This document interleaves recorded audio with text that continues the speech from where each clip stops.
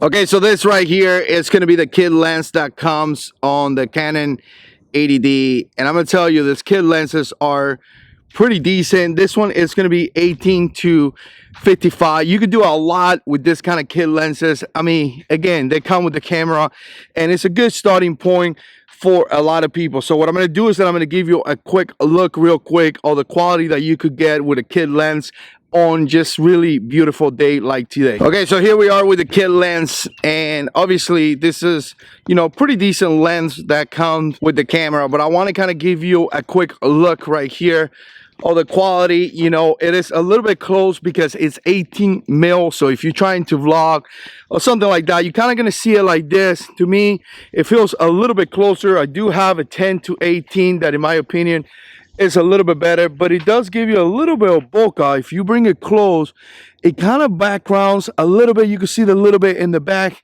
you know, you can see it right there. It kind of blurs that a little bit, but you can see the quality right here. And again, the camera is set up in auto, so obviously if you put it in manual, you could kind of dial in some of those details and things like that. One thing that I like about the kit lens is that it has a 55 as well. So a lot of times you're trying to show something and you kind of want to, you know, kind of point out to that direction or something like that. And you could kind of zoom in, like for example right here, I could quickly zoom in and show you something right here. Look at the quality of that. So again, these lenses are not primarily designed for a specific purpose, but they are really good for general purpose. You know, they record just okay, right? So again, 18 to 55, 3.5 to 5.6 is STM, so you can see how silent it is. You really don't hear it. I do have a Roll Pro Plus in top of this camera, the 80D, and again, I'm just doing a little walk around so you could kind of see